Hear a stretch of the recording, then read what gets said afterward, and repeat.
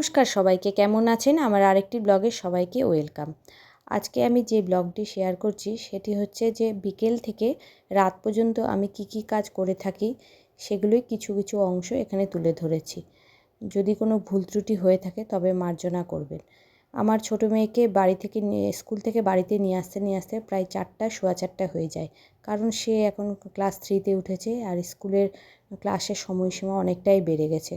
তাই তাকে বাড়িতে নিয়ে আসতে 4টা সোয়া 4টা হয়ে যায়। তারপরে তাকে ফ্রেশ করে দিয়ে একসাথেই আমরা সবাই খেতে বসি। কোনো দিন আগেই খেয়ে নিই আমি আমার বড় মেয়ে, এবং কোনো দিন একটু যদি আমরা দেরি করে টিফিন করে থাকি তবে তার সাথেই একসাথেই খাই। তো সেদিন আমি নিরামিষই করেছিলাম, এটি ছিল শনিবারের ব্লগ। আর সেদিন নিরামিষই করেছিলাম, পনির, ডাল, আলু ভাজা। তাদেরকে প্রতিদিন আমি একটা করে গাজর সেদ্ধ দিই খেতে। তো সেইভাবেই আমরা দুপুরের খাবারটা সেরে নিয়েছিলাম। এটা দুপুর বলা ভুলই হবে, বিকেল গড়িয়ে গেছিলো। তো এইভাবেই আমরা দুপুরের খাবারটা খেয়ে নিয়েছিলাম। তারপরে খাওয়া দাওয়ার পর আমি সমস্ত কাজই করে রেখে দিই, কারণ ভালো লাগে না একটু বসলে তো আবার উঠে কিছু কাজ করতে। তাই আমি রান্নাঘরটা বেশিরভাগই পরিষ্কার করে চলে গেছিলাম তাকে স্কুলে আনতে। তারপর এসে বাকি কাজগুলি সেরে নিয়েছিলাম। এদিকে আমার মেয়ে আর্ট করতে বসেছিল, কারণ আপনাদেরকে আগেই বলেছি সে একটু আর্ট করতে খুবই ভালোবাসে। সেরকম সে বদমাশিও করে না, বাড়িতে আসলে একটু আর্ট করে, টিভি দেখে, একটু পুতুল খেলে, এইভাবে তার বিকেলটা কাটে।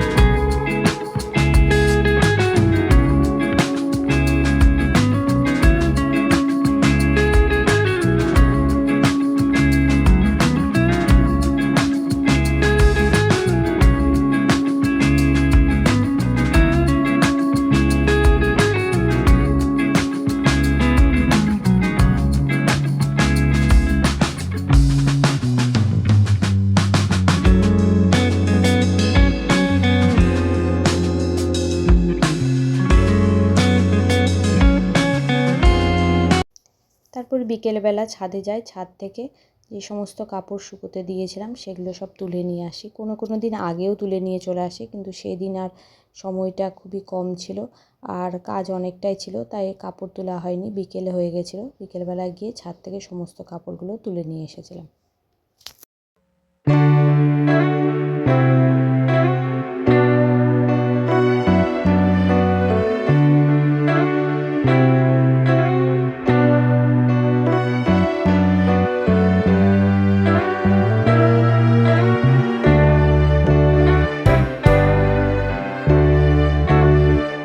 কাপড়গুলো তুলে নিয়ে এসে সঙ্গে ভাঁজ করে রাখারই চেষ্টা করি, কারণ হচ্ছে যদি একটু রেস্ট করতে বসি কিন্তু পরে তখন আর ইচ্ছে করে না, তাহলে কাপড়গুলো জমা থেকে যায়, দেখতেও ভালো লাগে না।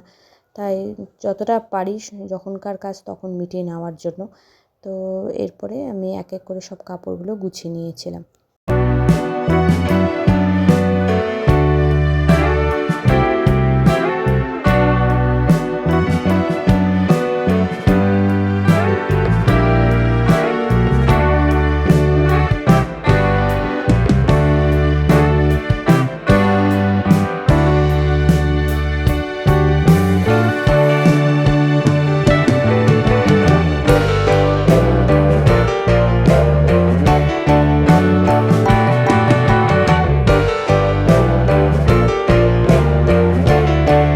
একটু বসতে না বসতেই সন্ধে লেগে গেছিলো, তাই সন্ধেবাতিটা তাড়াতাড়ি করেই সেরে নিয়েছিলাম, কারণ একটু বাইরে যাওয়ার ছিল, একটু কেনাকাটা, মেয়েদের কিছু তাদের বই খাতা এবং আর্টের কিছু জিনিস। তাই আমি সন্ধেটা একটু দিয়ে দিয়েছিলাম, দিয়ে তারপরে আমরা দোকানে বেরিয়েছিলাম।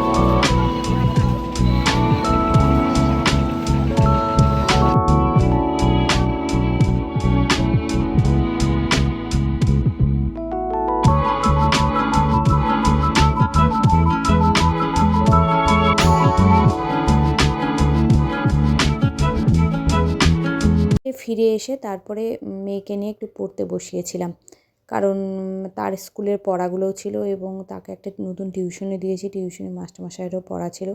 তো সব মিলিয়ে তার একটু এখন বেশি চাপ, উঁচু ক্লাসে উঠেছে, সেই সব পড়াগুলো তাকে করিয়ে নিয়েছিলাম।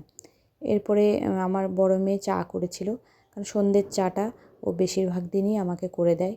চা করেছিল এবং সঙ্গে আমি কিছু চপও কিনে এনেছিলাম, নিরামিষের চপ। সেগুলো দিয়েই আমরা সন্ধ্যের খাবারটা খেয়ে নিয়েছিলাম।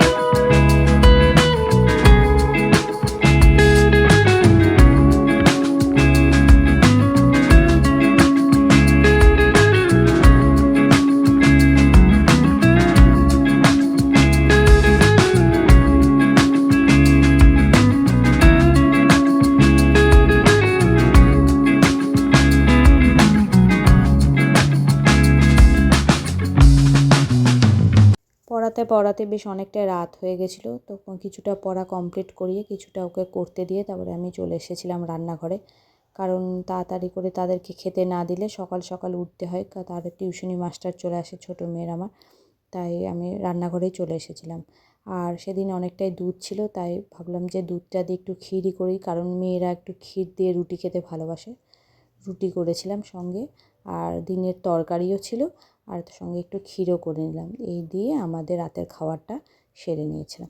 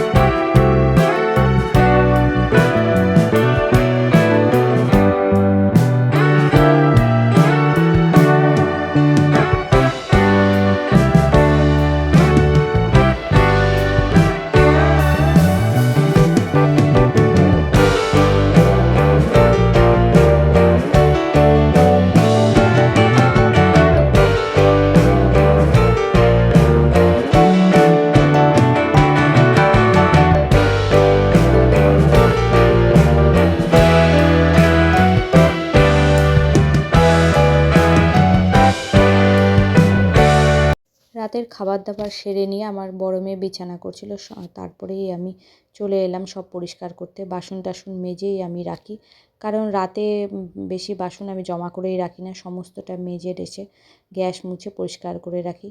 আমি এটাই শুনেছি যে রাতে রান্নাঘর একদম ক্লিন করে রাখলে নাকি বেশ পজিটিভ ভাইবই আসে। আর যেহেতু রান্নাঘরে মা লক্ষ্মীরই অধিষ্ঠান হয়, তাই আমি সেগুলোই মেনে চলি। আর রান্নাঘরটাই তো আমাদের মেন, রান্নাঘর থেকেই তো আমাদের সব কিছু ভালো, সব কিছু মন্দই আসে। রান্নাঘরটাকে আমি বরাবরই পরিষ্কার করে রাখার চেষ্টা করি রাতে বিশেষত। দিয়ে এই সমস্ত কাজ করে নিয়ে আমি রান্নাঘরের কাউন্টার টপ মুছে, রান্নাঘরটা মুছে পরিষ্কার করে রেখে দিয়েছি।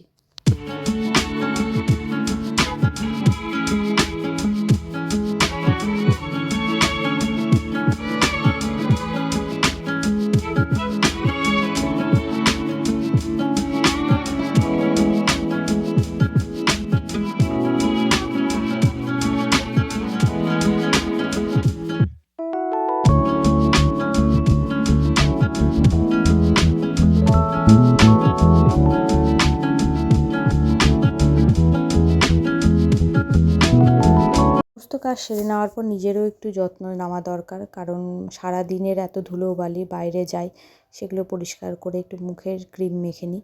আর এইভাবে আমরা যদি প্রতিদিনের কাজটা গুছিয়ে নিতে পারি, তাহলে আমাদের নিজেদের কাজ নিজেদেরই সহজ হয়ে যায়। তো আমি বরাবর এইভাবেই করে রাখার চেষ্টা করি সমস্ত কাজ। রাতেও খানিকটা কাজ গুছিয়ে রাখি, বাদাম ভেজানো আর বাকি সমস্ত কাজগুলি।